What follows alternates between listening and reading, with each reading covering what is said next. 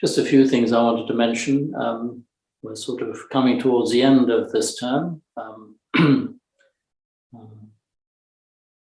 I just wanted to let you know that Ajahn Chah will be teaching on the 6th of December. This was only confirmed today. So this will be an opportunity to hear a wonderful teacher, monastic teacher. The months of January, February and March are winter retreat days for the monastic community. So next term, we won't have any monastic teaching. So this is sort of the last chance this term of hearing one of the nuns teach. These sessions, as you know, are sort of an opportunity to slow down, step back, reflect and ponder on our lives, on how our lives are going, on the values we espouse, and an opportunity to pursue our interest in I suppose we could call it generally the bigger picture.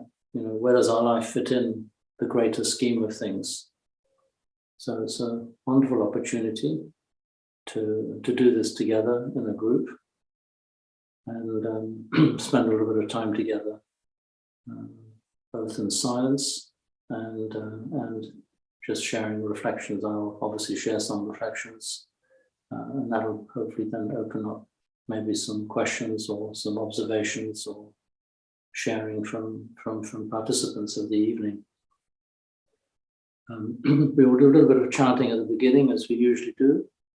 We will chant the dedication of offerings, and then I thought we might chant the Metta Sutta, and then do the taking the 3 refuges and 5 precepts, which I'll just say a few words about. It's always good to be reminded of the 3 refuges, just to sort of reorient ourselves in the context of this particular tradition and the wonderful things it has to offer. So I will light the candle behind me, and we'll chant the dedication of offerings, and then together we'll chant the Metta Sutta and take the refuges, 3 refuges and 5 precepts.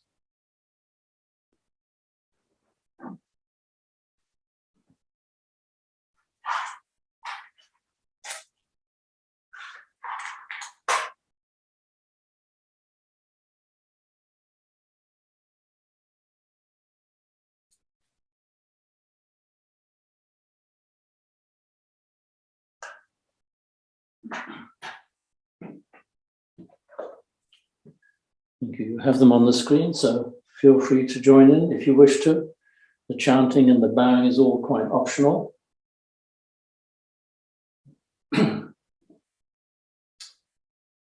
Yoso Bhagava Araham Samma Sambuddho, to the Blessed One, the Lord, who fully attained perfect enlightenment. Swakato yena bhagavata dhammo, to the teaching which he expounded so well. Supatipanno yasa bhagavato sāvaka sangho, and to the Blessed One's disciples who have practiced well. Tamayam bhagavantam sadhammam sasangham, to these the Buddha, the Dhamma and the Sangha. Ime hi sakare hi ataraham aropite hi abhipujayama. We render with offerings our rightful homage. Sadhu no bhante bhagava suchira parini bhutopi. It is well for us that the Blessed One, having attained liberation, Pachima Janata Nukam Pamanasa, still had compassion for later generations. Ime sakare dugatapanna karabhute patigan hatu. May these simple offerings be accepted. Amha kandi garatam hitaya sukaya, for our long-lasting benefit and for the happiness it gives us. Araham Samma Sambuddho Bhagava, the Lord, the perfectly enlightened and blessed one, Buddham Bhagavantam Abhivademi, I render homage to the Buddha, the Blessed One.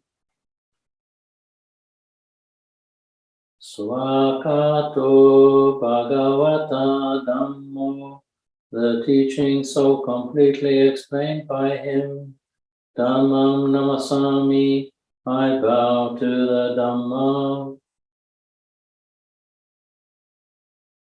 Supatipanno Bhagavato Sāvaka Sangho, the Blessed One's disciples who have practiced well.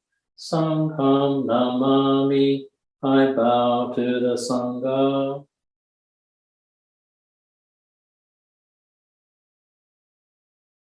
Kandamayam Buddhasa Bhagavato Pubaba Ganamakaram Karamase.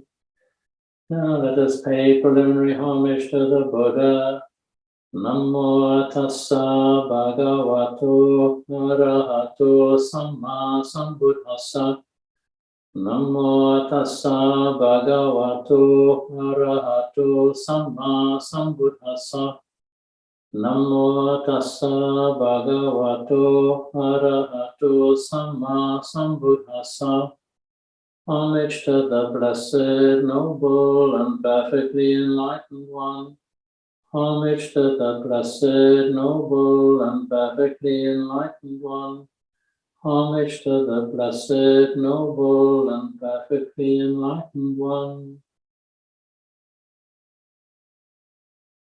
Wendy, instead of going to the Buddha's words on loving kindness, let's go to the 3 refuges and 5 precepts, and then we'll do the Buddha's words on loving kindness. So we go to page 128, 129, and 130.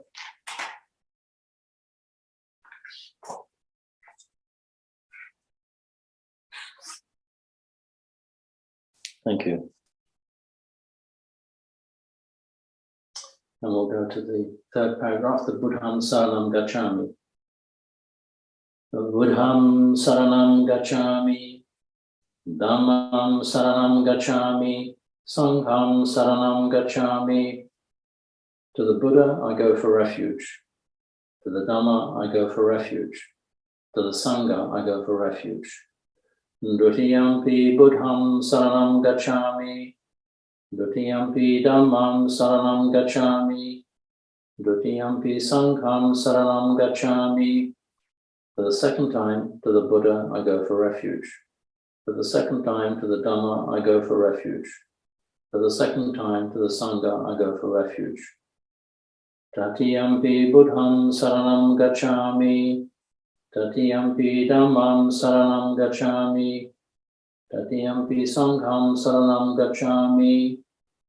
For the 3rd time, to the Buddha, I go for refuge. For the 3rd time, to the Dhamma, I go for refuge. For the 3rd time, to the Sangha, I go for refuge. We'll go straight through to the 5 precepts. Panatipata Verimani Sikhapadam Samadhiyami. I undertake the precept to refrain from taking the life of any living creature. Adenadana Verimani Sikhapadam Samadhiyami. I undertake the precept to refrain from taking that which is not given. Kamesu me chachara verimani sikhapadam samadhiyami. I undertake the precept to refrain from sexual misconduct. Musavada verimani sikhapadam samadhiyami. I undertake the precept to refrain from lying. Surameraya Majja Pamadatana Verimani Sikhapadam Samadhiyami. I undertake the precept to refrain from consuming intoxicating drink and drugs which lead to carelessness. Imani pancha sikkhapadani silena sugatim yanti, silena bhogasampada, silena nibbutiം yanti, tasma silam visodaye. These are the 5 precepts. Virtue is a source of happiness. Virtue is a source of true wealth. Virtue is a source of peacefulness. Therefore, let virtue be purified. Sadhu, sadhu, sadhu. And we bow 3 times.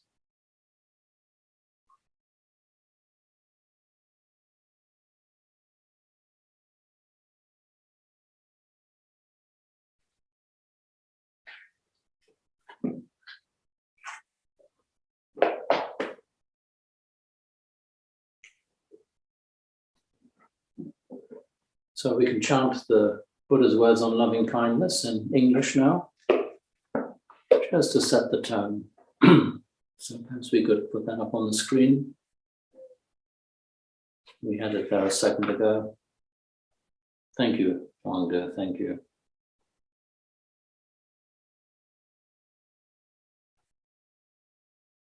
So as we chant the words, we can allow the meaning of the words to absorb the words, allow ourselves to absorb the words and both inspire and help us aspire to the qualities that this wonderful, reflective text. These are the Buddha's words, and his injunction there, his pointing out instruction of what ideally should be done. So now let us chant the Buddha's words on loving kindness. This is what should be done by one who is skilled in goodness and who knows the path of peace.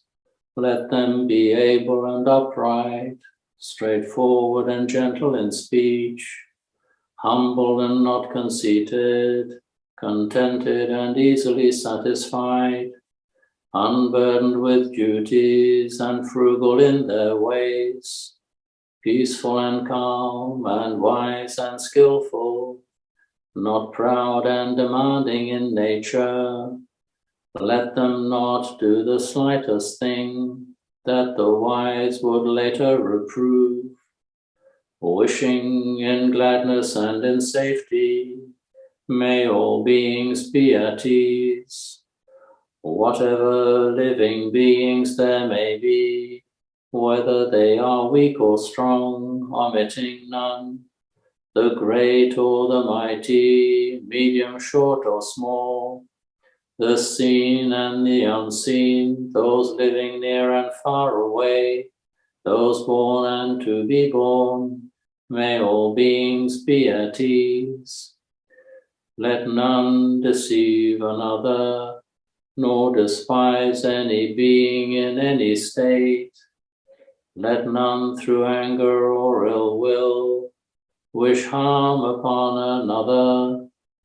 Even as a mother protects with her life her child, her only child, so with a boundless heart should one cherish all living beings, radiating kindness over the entire world, spreading upwards to the skies and downwards to the depths, outwards and unbounded, freed from hatred and ill will.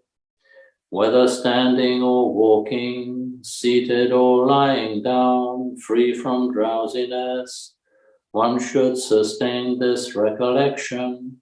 This is said to be the sublime abiding. By not holding to fixed views, the pure-hearted one, having clarity of vision, being freed from all sense desires, is not born again into this world.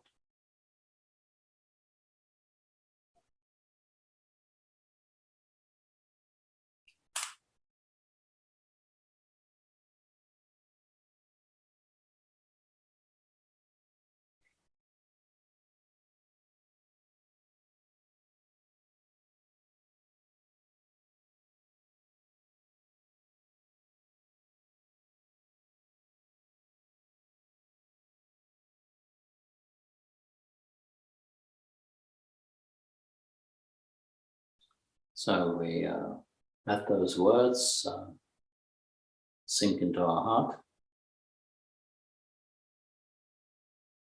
Perhaps remembering those passages that in some way resonate with our current interest or preoccupation or situation in life.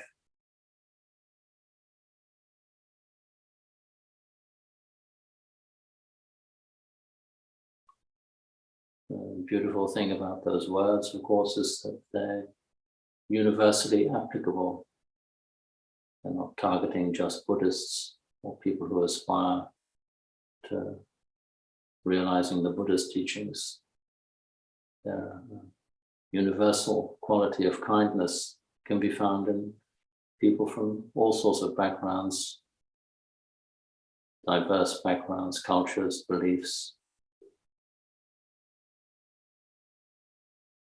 It's an outline of, one could say, a universal religion, universal aspiration. Having a kindly disposition towards oneself and the world tends to bring peace and harmony and well-being into the world.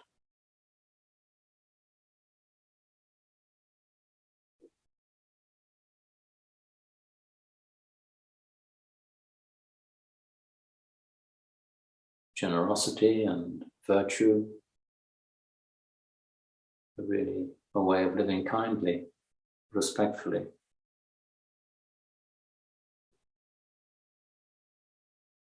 So it's nice to feel surrounded and held by this value system, which is non-judgmental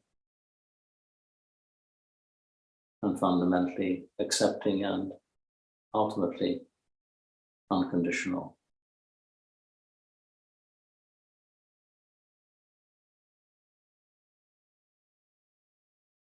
So it links beautifully with the 3 refuges and the 5 precepts, taking refuge in awakening, an awakened mind and heart, full of wisdom and compassion, taking refuge in the way things are, in the bigger picture, the transient nature of all phenomena, and the reality of the ever-present truth of awareness, and taking refuge in the Sangha, who represent a value system based on unselfishness, on non-self, on kindness, manifesting in the 4 Brahma Viharas of compassion, of kindness, of empathetic joy, and loving equanimity.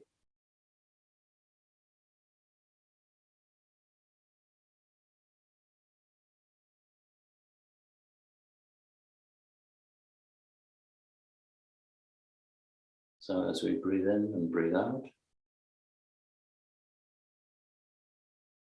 we can do that without force,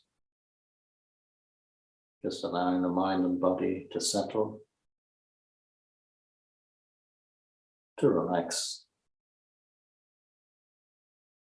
Hopefully we're all in conditions which are supportive of our practice.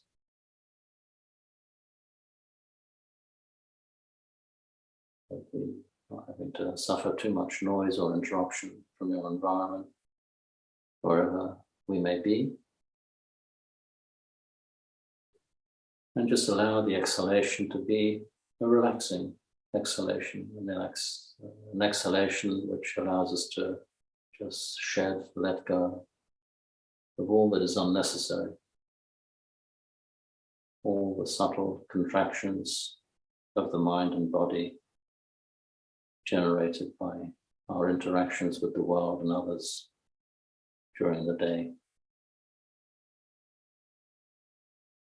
So whatever sense of unfinished business we may have, we can put it to rest. For the moment, it's finished. We can let go of whatever we've been holding on to. And just give ourselves permission to be present here and now, in this moment, just as it is for each one of us. Breathing in and breathing out.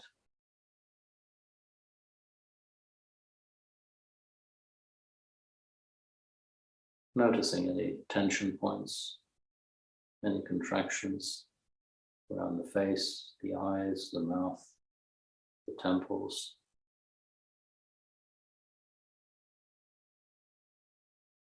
The scalp, the shoulders and the arms. If necessary, rotating the shoulders just a little bit, just to allow them to find a place of ease and rest. Perhaps taking in a slightly deeper in-breath and a longer out-breath. Not forcing or rushing the body in any way, but just giving it time to settle, to relax, and let go.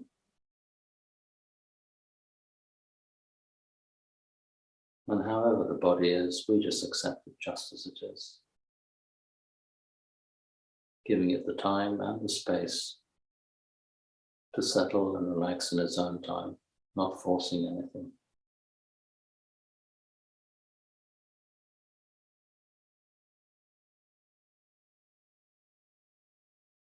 We try and find a posture that is upright. The shoulders aren't hunched up. Chin very slightly tucked in so that the crown of the head connects with the heavens. At the same time, relaxed in the belly and the lower part of the body, rooted in the earth.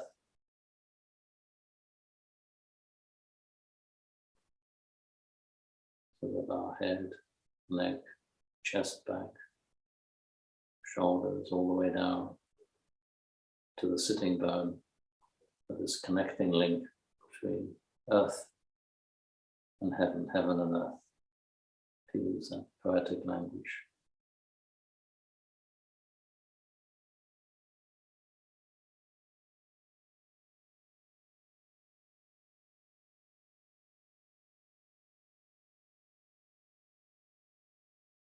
Savoring the inhalation of oxygen and energy into the body.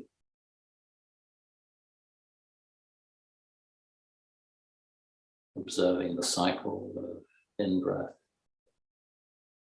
pause, out-breath, exhalation, pause, breathing in, pause, breathing out.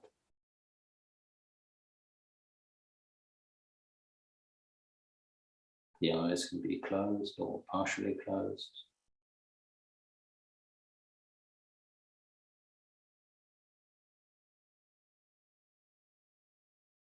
If we feel very sleepy, then we can have the eyes just slightly open, just to make sure that we remain present before spiraling off into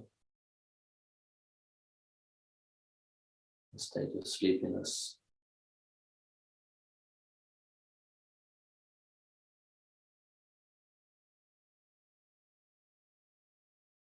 And noticing all the sensations in the body, from the crown of the head, all the way down, through the head, torso, lower body, all the way down to the feet.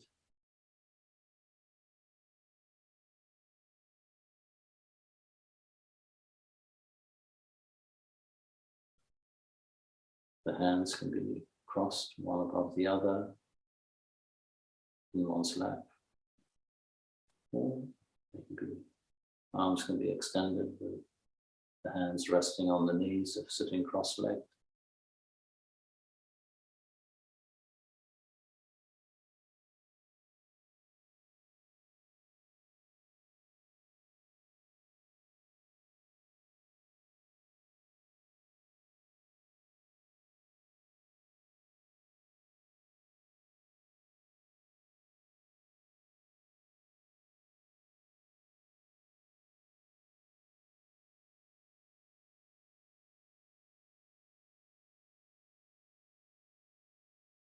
And we notice the silence in between the words.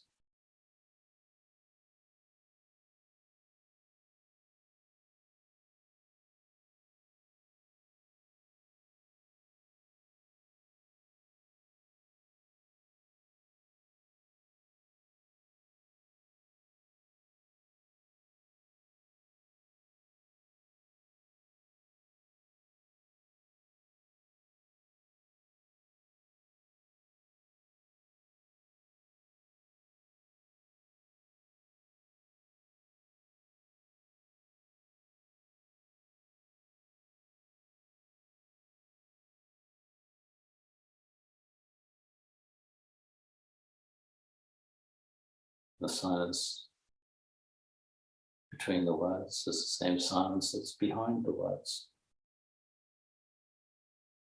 It's always present, always accessible.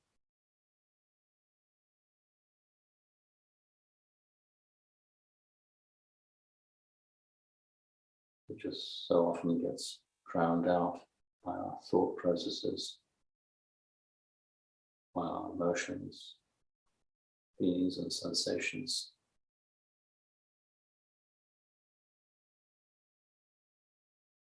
So whilst we're meditating in a peaceful, supportive environment, we can observe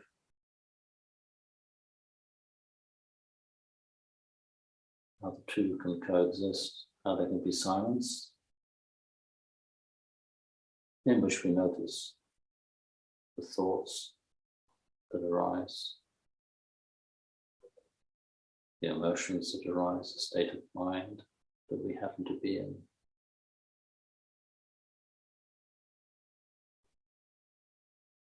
And as a reference point, we just use our bodies, our breath, to keep us connected with the experience of the present moment.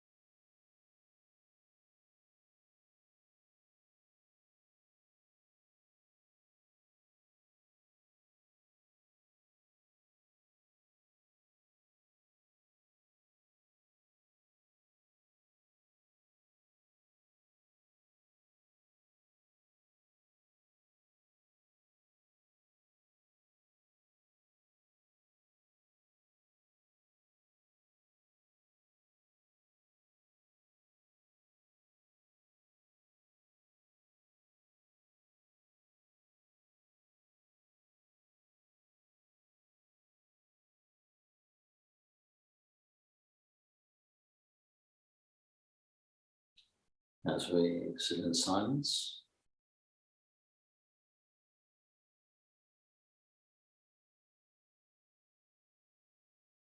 we can notice not only our thoughts, our feelings, our mind state,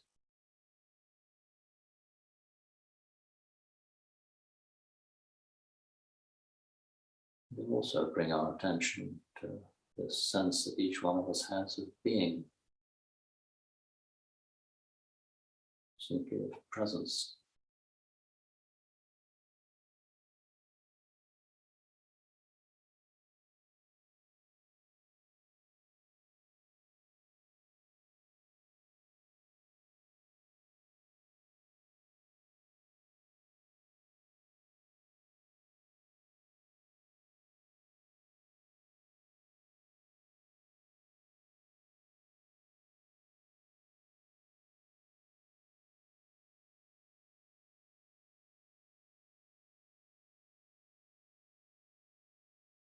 That presence of just being in the moment.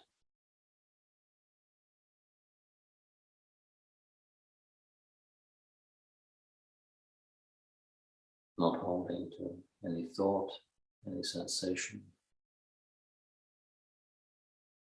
noticing how the mind does that. And then breathing out, just not holding on to it. Whatever the phenomena is, whatever appears in our awareness.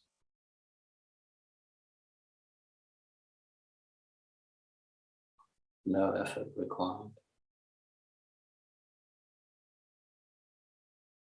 Thoughts come and go, just as the breath comes and goes.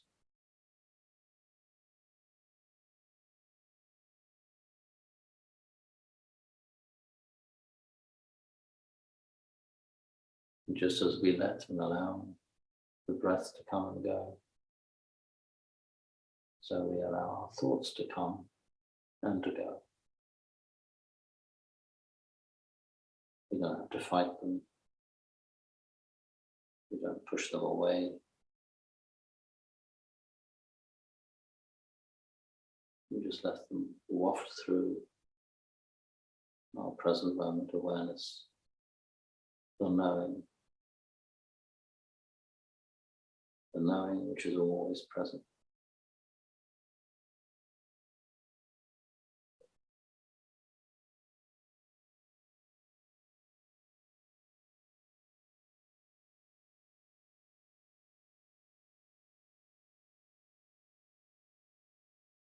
So, at any moment, we can just say, right now, it's just like this, however it might be, no judgment,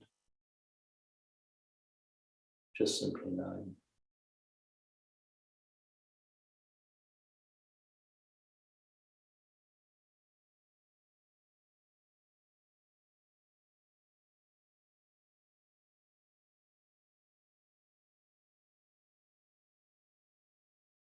We can ask ourselves, who is knowing?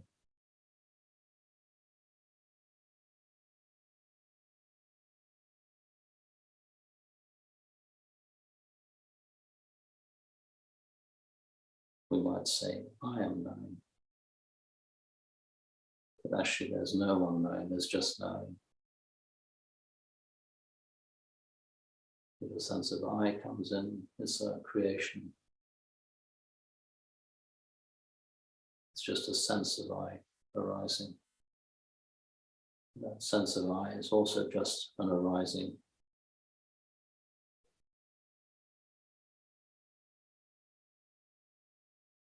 Our essential nature is just simply knowing.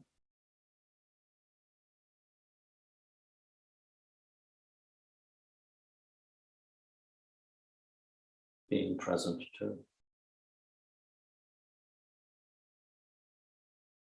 Being present to whatever arises and ceases.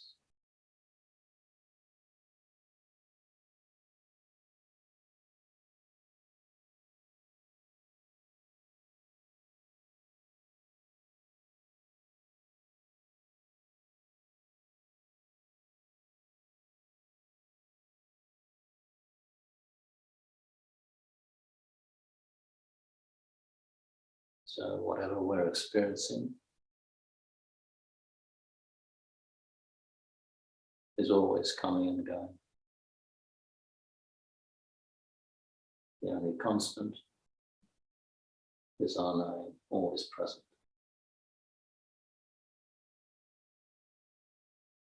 Nothing to hold on to.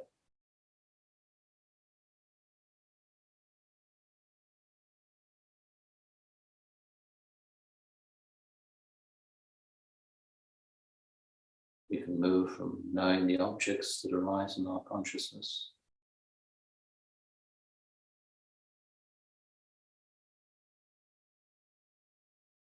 and move to knowing that we know. Just simply resting in that.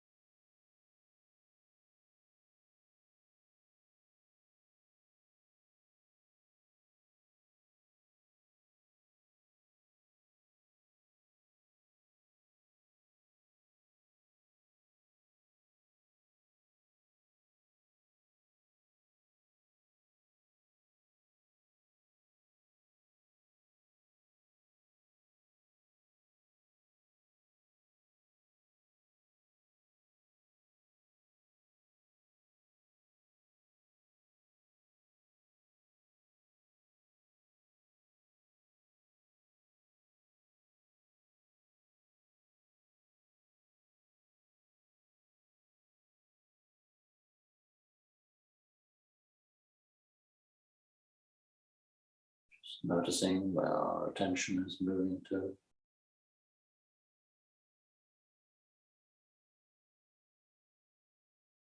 If it's spiraled off somewhere, we just bring it back home, to here, to now.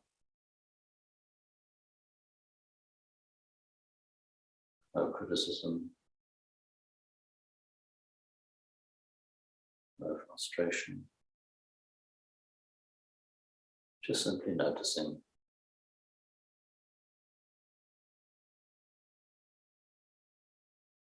Bringing us back to the present.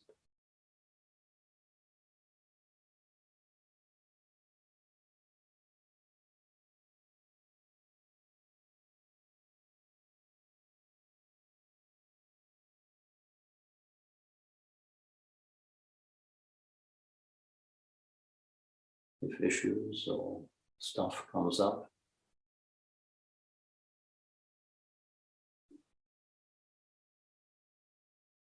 it's best not to engage in it.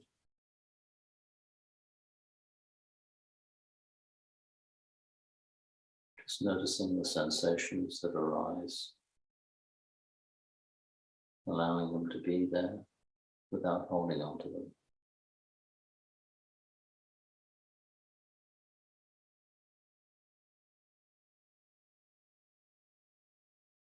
The mind might want to go back to them again and again.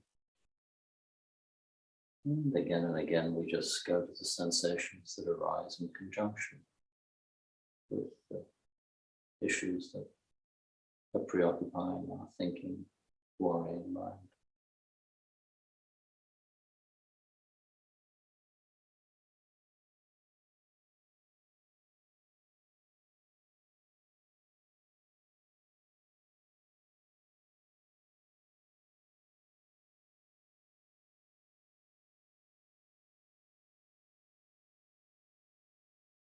Breathing in, breathing out.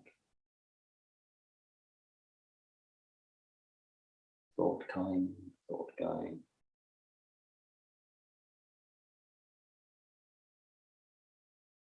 Sensations arising, changing, ceasing.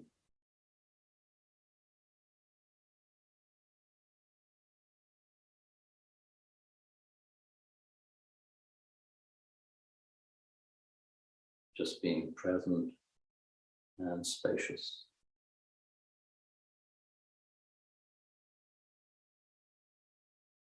No judgment, no right or wrong. It's just like this.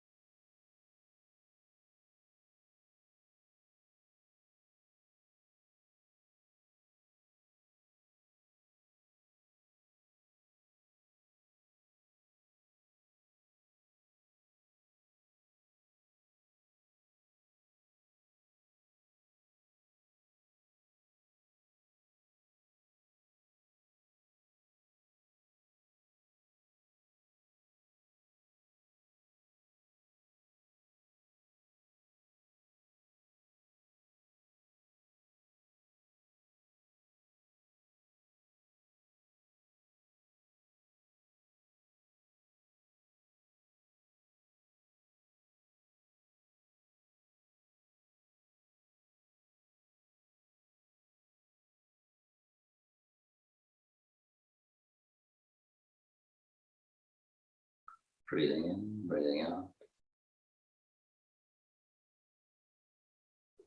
Noticing the sensations of the body.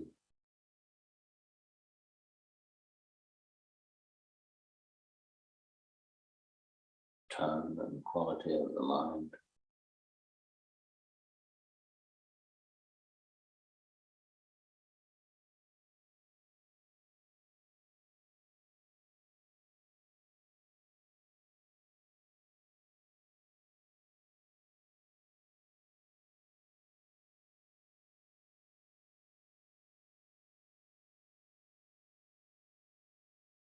Perhaps noticing the silence behind all the activity, the stillness.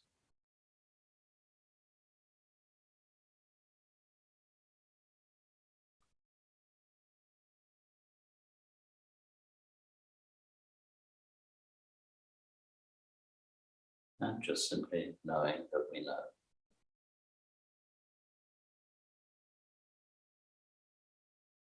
Knowing the knowing.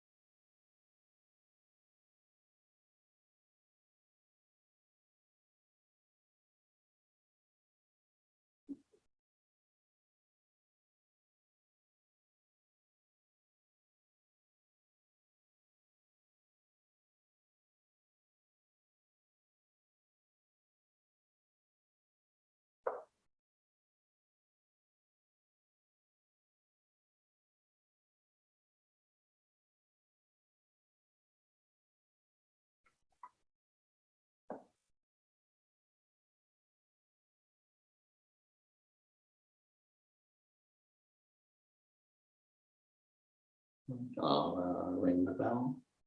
It won't sound for very long. Zoom tends to cut it out, but just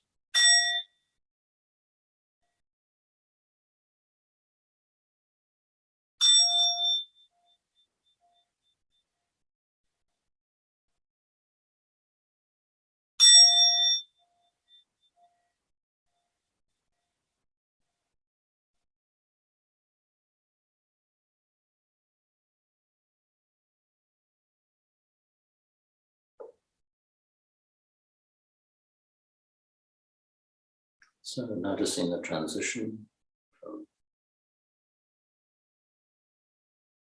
sitting with the eyes closed to slowly opening them up, taking in the space around us, the room we're in, noticing our frame of mind how we're feeling in ourselves.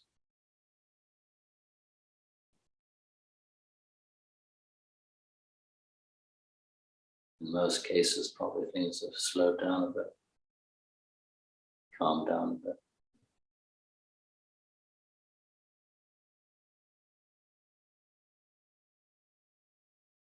We're able to notice more in terms of colors, textures.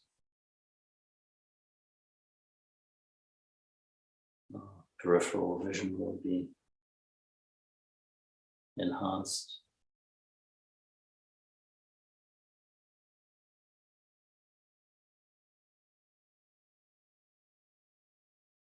Well, having to focus on an object, whether it be a word or an idea. So in a sense, our mind, our consciousness, our awareness is much more spacious.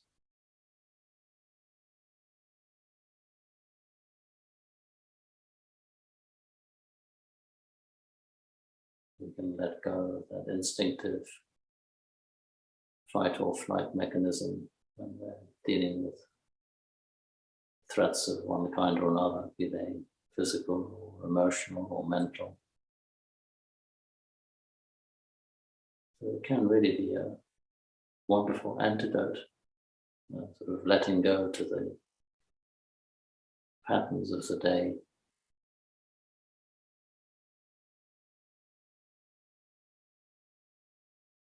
The deeper we let go, the more relaxing it can be.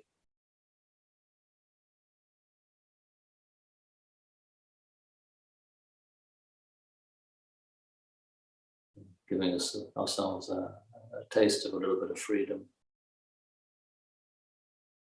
Freedom from anxiety or worry, which might still be lurking around in the background somewhere. But hopefully it's not so dominant or so pervasive.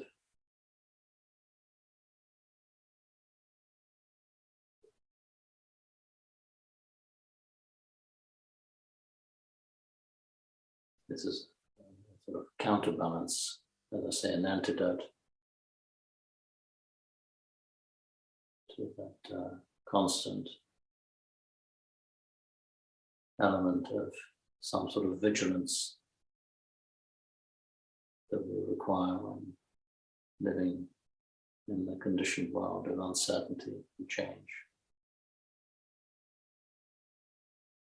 Our challenge is to sort of integrate the two to see how that vigilance is required in the conditioned world. But it can be held much more lightly, much more spaciously. So regular practice of what we've just been doing can very gradually be very, very transformative. It can change our relationship to the world. And paradoxically, as we become less hypervigilant, more accepting of the situations that we find ourselves in, we quite naturally become more skillfully responsive to the situations we find ourselves in. So there's an inevitable qualitative change in our relationship to the world and our experience of the world.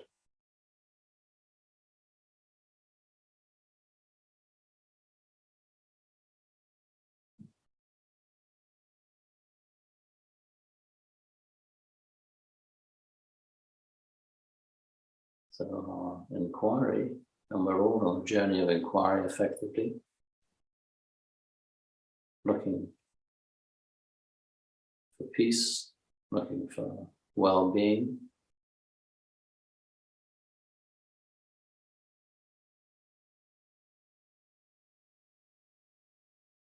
is something worth supporting by making a commitment to being reminded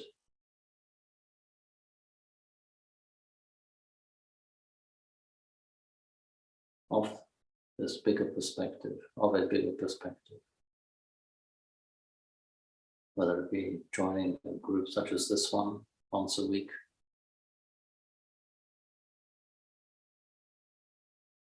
making some decision about what we expose ourselves to in terms of media.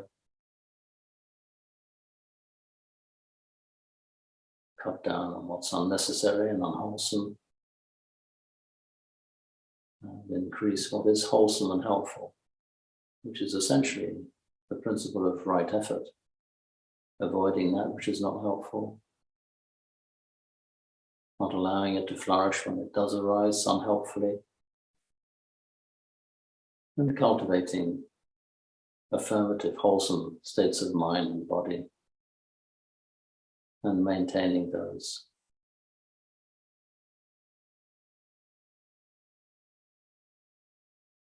And being patient and accepting that sometimes we fail in doing that.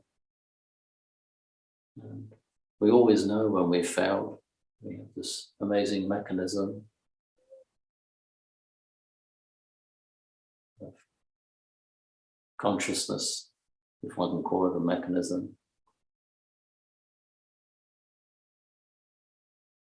We know when we miss the mark, we feel a bit unhappy with ourselves, perhaps a bit self-critical, a sense of sort of slight inner shame.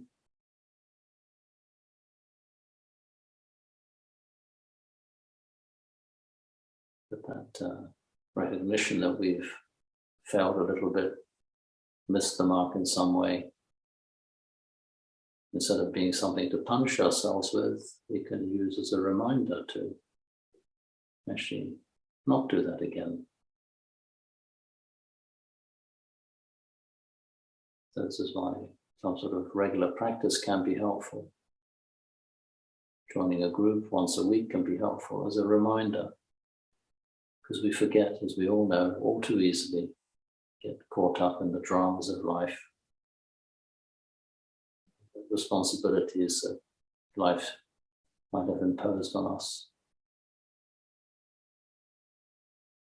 So this isn't an escape from the world in terms of running away from it. I would call it a realized or enlightened path of self-management, where we become our own teachers, using our own innate wisdom and intuitive sense of avoiding what's not right, of what's not helpful, of what's not wholesome, and cultivating that which is right, which is wholesome. So we do have some agency. We're not complete victims. We may not be able to control the climate or the behavior of others, but we can affect how we function. We can change the value system by which we live.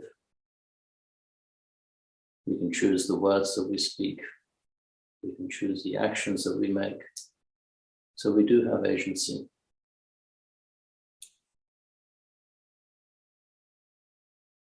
We can point the finger and blame all the causes and all the reasons why we find it difficult. Well, that's just recognizing that there is a cause and effect in our lives as well. But we don't have to be imprisoned by the consequences. We have to accept the consequences, but that doesn't mean just being passive. We can allow ourselves a response to, as it were, dig ourselves out of the hole that we have often unconsciously or out of habit just dug ourselves into.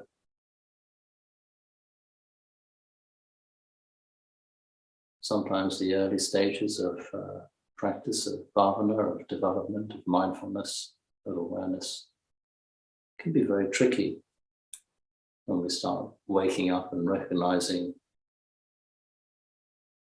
what we've inherited, what we've cultivated, habits of mind that have come with it. So it can be a bit of a rough road at the beginning, lots of ups and lots of downs, ups of inspiration, of how wonderful, and moments of great despair when we feel how heavy and how challenging the pattern of behavior or thinking or feeling that we've cultivated might be.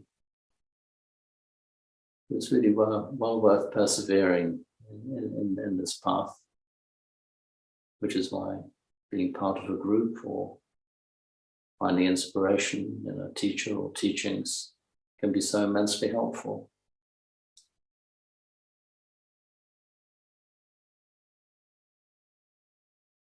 One reason why the Buddha is so revered in the Buddhist tradition is that he did this without a teacher.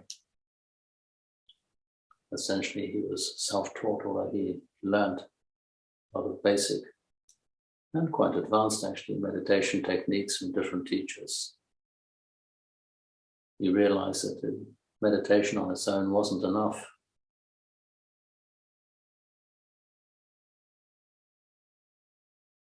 There was something that was still missing, and that was, of course, his profound insight into the nature of reality.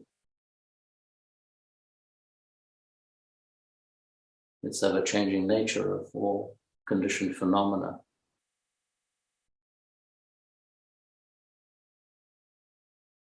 The fact that it gave rise to so much suffering when we held on to this phenomenon or expected something from this phenomena. Tried to find a solution in phenomena. We can't find a solution in phenomena because phenomena is unstable, always changing. So we woke up to the realization that there is no self. There may be a conditioned, functioning part, but it's a construct. It's, in a sense, a fabrication. Having a sense of identity is just having a sense of conditioned identity. Behind that identity is both emptiness, and that's his teaching of anatta, of not self. Waking up to awareness, to awakening to the way things are.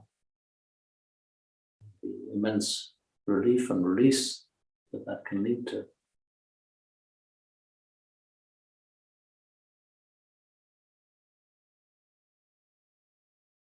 So you could say a transformation, a transfiguration, but it's not into a figure. So he gave himself the epithet of the Tathagata.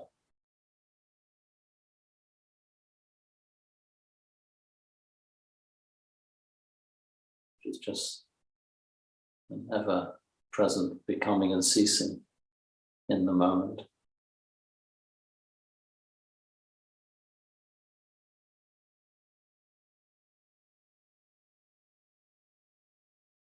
The realization that our real nature is our awareness, which doesn't have a beginning, doesn't have an end, it's timeless.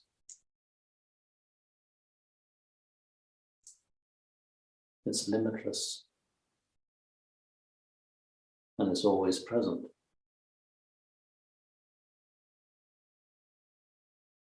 And the beautiful thing about this realization is that it's, I could say, available to each one of us. Why? Because we're in it all the time.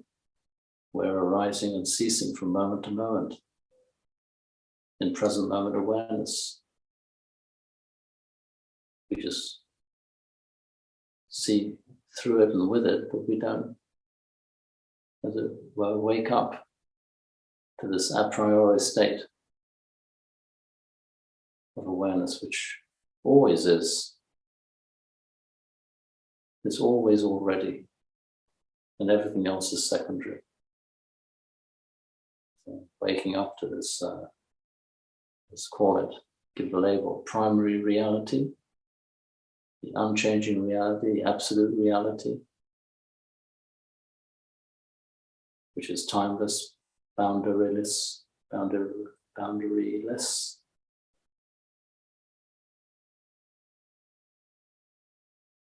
We're seeing through it all the time. We're seeing with it all the time. We're so focused on the objects that arise in our awareness that we lose sight of the fact that we are aware, always, all of the time. We just get caught up in what we're aware of, get lost in the contents of our awareness. And that's what gives rise to our suffering, as we identify with what we're aware of, as opposed to recognizing that all we are is awareness. And in that awareness, we notice our attachments, we notice our aversions, our clinging, our holding, our resistance. So, silent sitting practice is an opportunity just to be present and gradually, bit by bit, disentangle ourselves from all the stuff that arises in our minds, in our consciousness, in our awareness. And of course, the less complicated our lives are, the less caught up in attachment and in aversion, the easier it is to be free from attachment and aversion. So it gives us a freedom to live more fully. To use a Krishna analogy, we become like little children, just experiencing life in the moment, but as adults and with wisdom, with a perspective and understanding that puts the world into context, allows us to live more skillfully, to navigate the conditioned world, knowing it for what it is, not being terrified of it, not being enchanted or overwhelmed by it, caught up in it, and noticing when we do get caught up in it or enchanted in it, waking up from the dream, thinking that conditioned reality is ultimate reality, which it is not. And the longer we live, the more life we experience, the more this becomes self-evident. Most of us, from what I can judge from what I see in the screen, we're not spring chickens anymore. We've experienced a lot of life. So we know the truth of change, know the truth of uncertainty. So the question is, where do we look for our refuge? We will never find absolute refuge in conditions, because conditions are always unstable. But what we can find refuge in is an acceptance and awareness.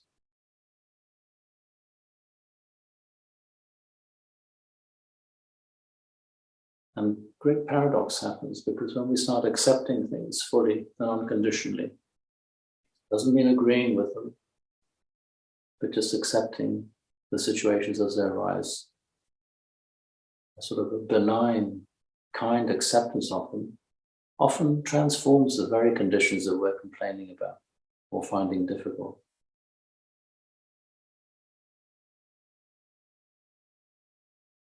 As our relationship with the world becomes less confrontational, we find that we can adapt and accommodate a whole variety of experiences without getting stuck in opinions and views. It almost becomes natural to avoid conflict. It almost becomes natural just to find harmonious resolution to situations. In a sense, as we do that, we become agents for good in the conditioned world. That's our contribution to the world and to our own sense of well-being, our own feeling of well-being. And every time we do that, we get a taste of freedom and goodness and clarity. And the more we're able to do that, the more fulfilling and rewarding our lives are. And the rewards come and they go. We don't hold on to them.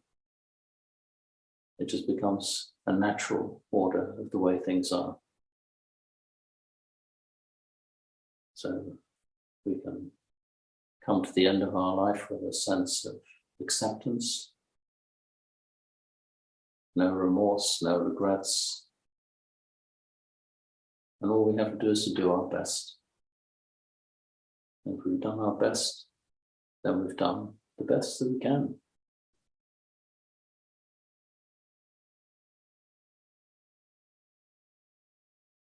So those are the reflections that come to mind as we sit here. Very happy to hear anything that may come up for any of you, whether it be a question or an observation or a comment. Do feel free to share your thoughts.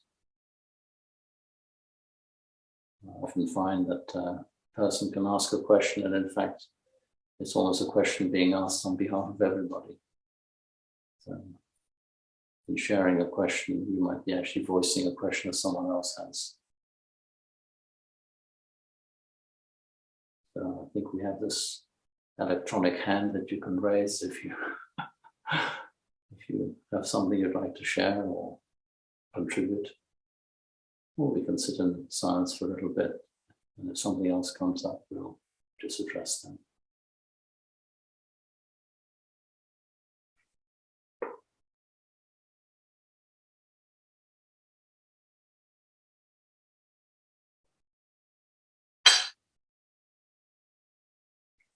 If you do have a question, you just have to unmute yourself, and somewhere on the screen you'll have the option of raising your hand or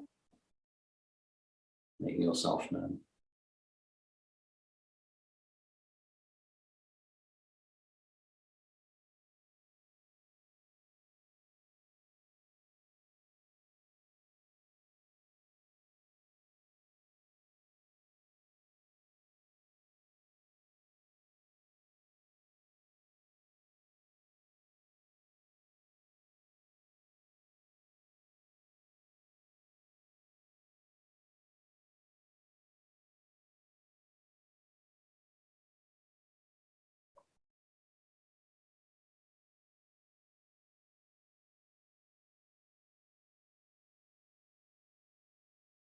Sometimes it's nice just to sit in silence,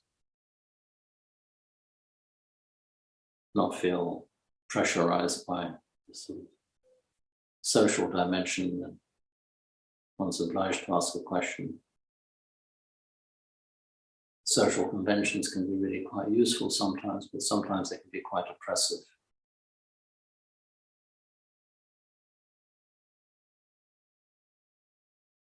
When one is with good friends and with a shared interest in what we're addressing this evening, it's nice just to sit quietly and just see what happens. Don't feel obliged to speak if you don't feel like speaking.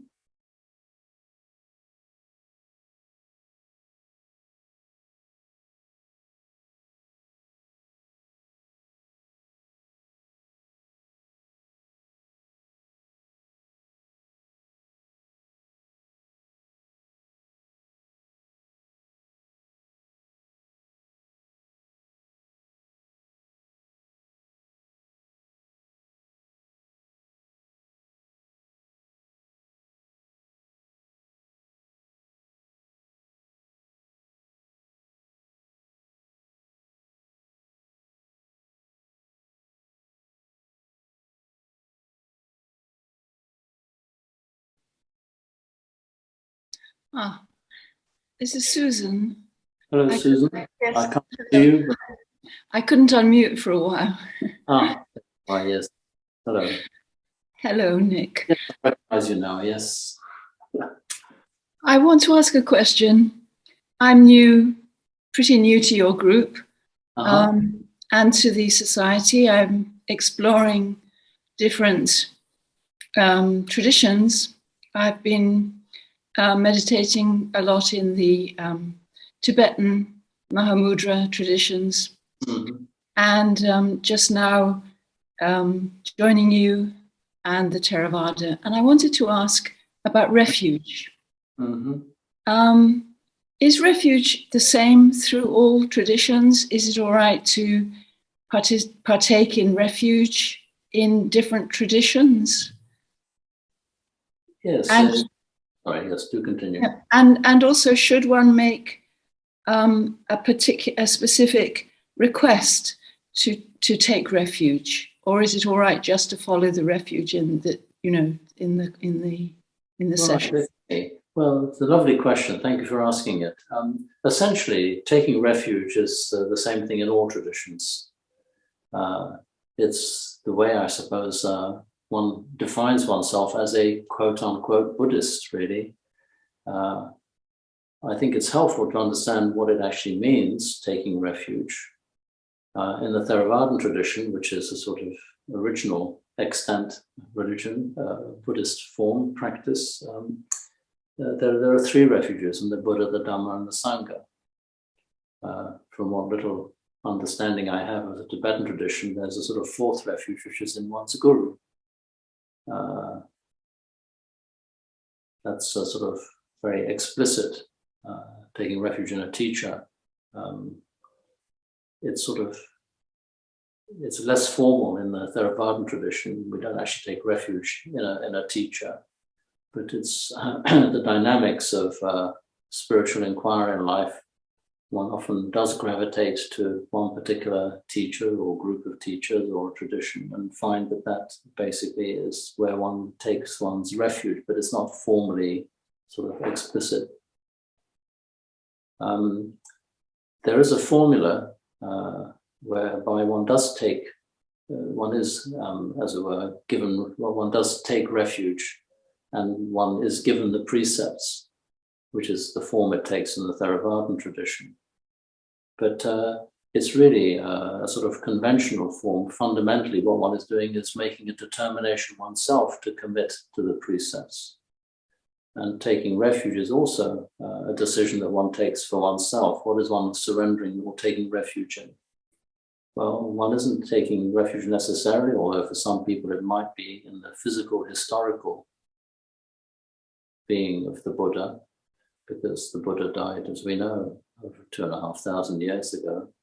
What we're taking refuge in is what he represents, what he, as it were, became, and actually in some ways is, because what he represents is a state of enlightenment, which we all have access to. In fact, we don't know it, but we're a hair's breadth away from it all the time, because actually that's not real nature. It's not quite formulated this way explicitly in the Theravada tradition, but that's certainly what it means to me. So we're taking refuge in almost a principle, in something which is realizable here and now. When we take refuge in the Dhamma, or to use a sort of Mahayana and later traditions word, the Dharma, we're taking refuge not just in the teachings, which is often one definition of the word Dharma or Dhamma. We're taking refuge in absolute reality. Again, not a word that is used a lot in Buddhism explicitly, but an absolute truth. And that truth is very simply the way things are. And the way things are is defined or identified or represented by the sort of conceptual framework of anicca, impermanence, dukkha, suffering, and anatta, the sort of, as it were, I'm almost tempted to say the crowning jewel of the Buddha's insight, that actually whatever we might conceive ourselves to be as a person or personality is actually empty of anything, and yet actually potentially full of everything at the same time, because essentially our nature is awareness. And the Buddha, as it were, realized that and pointed us in the same direction. And taking refuge in the Sangha, which is the third refuge that we take in the Theravada tradition, is taking refuge not only in the enlightened disciples of the Buddha. We're taking refuge in a collective process which revolves around and lives a life of virtue and purity and ultimately enlightenment. And so there's great emphasis on Kalyanamrita in terms of spiritual friendship, which is essentially what the relationship is, not only between fellow practitioners, but between students and teachers. It's basically a sharing of understanding to, as it were, help each other wake up to the way things are.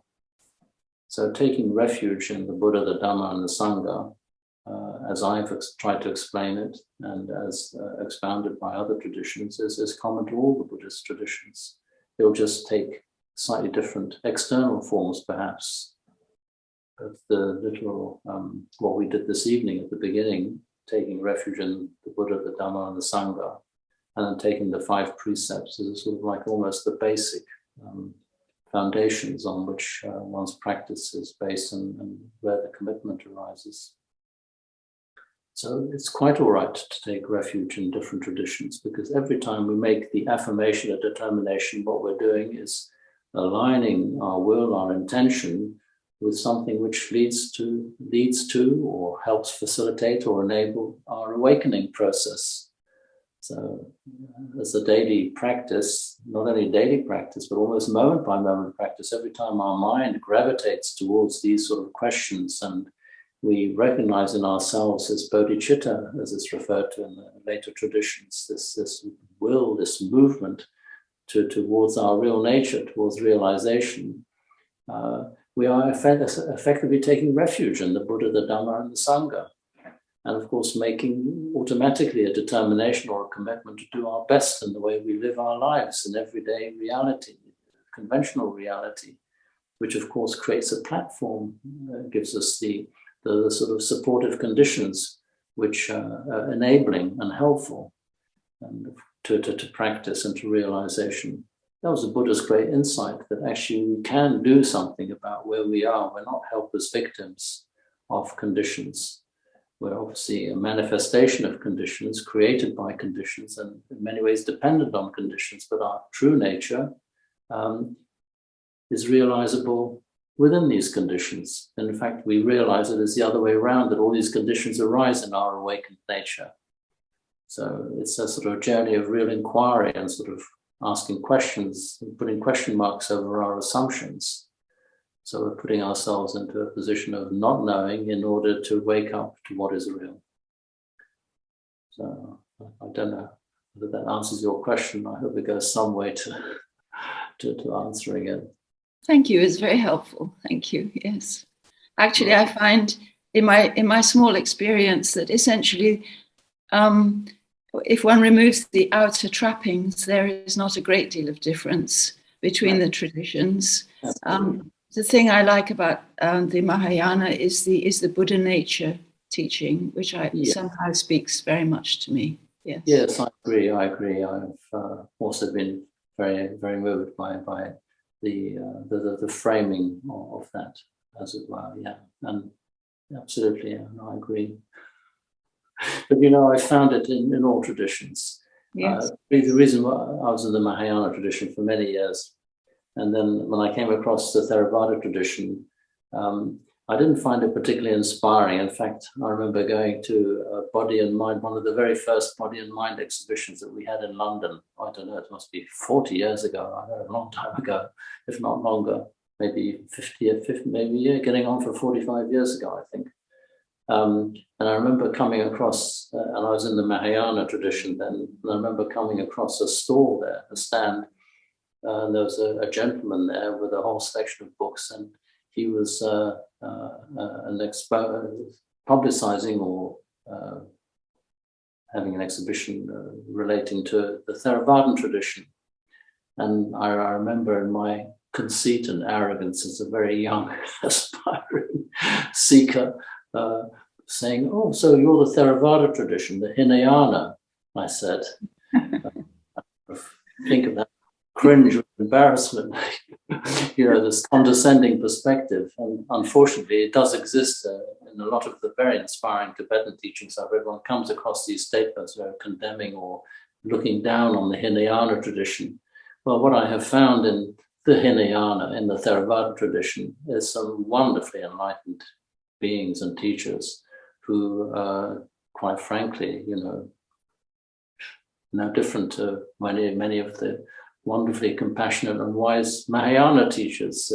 And I realized that, of course, very, very quickly, that it's nothing to do with the external form. It's the quality of humility, of sincerity, of determination, of practice, of relinquishing what we're attached to.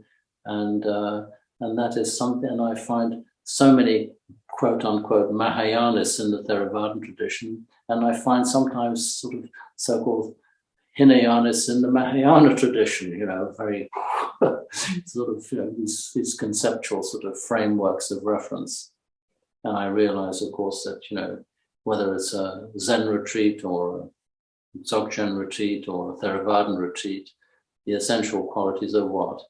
Being present, experiencing what's being experienced and knowing what one is experiencing for what it is, essentially. So it becomes so natural, so obvious that actually the forms are just forms, just like we have personalities, but it's the qualities and the commitment and the depth of realization is what matters. And that transcends all traditions, because essentially traditions are just vehicles, as they're described in the Buddhist tradition as well. They're just simply vehicles. And we just have to find our vehicle, the one that is most conducive to our personality, our practice, our conditions. So yes, welcome to the Theravada group. And see you again.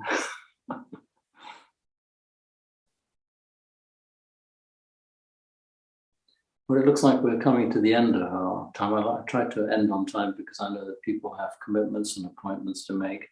So I thought that perhaps we might end with two things, a reflection on universal well-being, a lovely chant, and then we'll do the closing homage. So the reflections on universal well-being, if Wendy can do a screen share, that's page 41 if you have a chanting book. And again, like with the previous chant of the Metta Sutta, it's really wonderful to reflect on the simplicity of the words and the sentiment behind them. So I'll chant that and we'll all be muted, and you feel free to join in if you wish to. Now let us chant the reflections on universal well-being. May I abide in well-being, in freedom from affliction, in freedom from hostility, in freedom from ill will, in freedom from anxiety, and may I maintain well-being in myself. May everyone abide in well-being, in freedom from hostility, in freedom from ill will, in freedom from anxiety, and may they maintain well-being in themselves. May all beings be released from all suffering, and may they not be parted from the good fortune they have attained. When they act upon intention, all beings are the owners of their action and inherit its results. Their future is born from such action, companion to such action, and its results will be their home. All actions with intention, be they skillful or harmful, of such acts they will be the ends.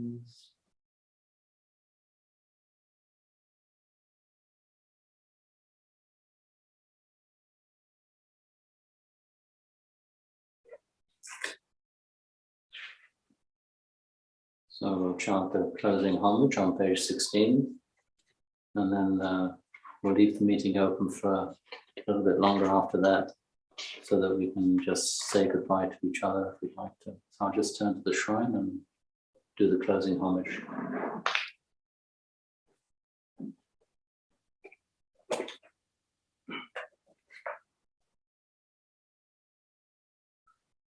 Araham Samma Sambuddho Bhagava, the Lord, the perfectly enlightened and blessed one, Buddham Bhagavantam Abhivademi.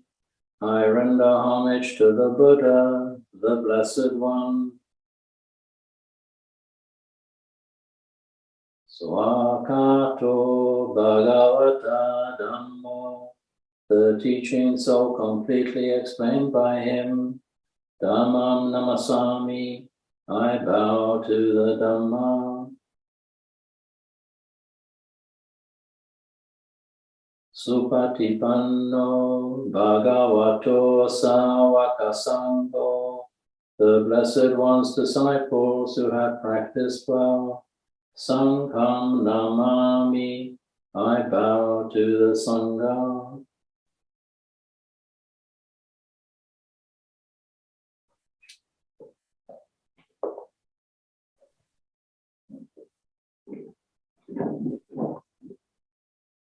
Right, well, that brings our class to the end. I just mentioned that next week Martin will be taking the class, and the week after that as well. And then on the 6th of December, as I mentioned, there'll be an opportunity for you to hear Ajahn Chah, who will be leading the class. Wonderful nun, great teacher, and with a wonderful ability to convey the Dhamma in very simple and as well as profound ways. So I mentioned that. And then I think the next session after that, I think it's the 13th or 14th, and then we have a break, and then we'll meet again in January after in the new year. So I hope you all stay safe and COVID-free and as free from suffering as it's possible to be, and hopefully completely free. And I look forward to seeing you on that last class of the term. So I think we'll end there. Goodbye, everybody. Bye-bye. Thank you. Good night.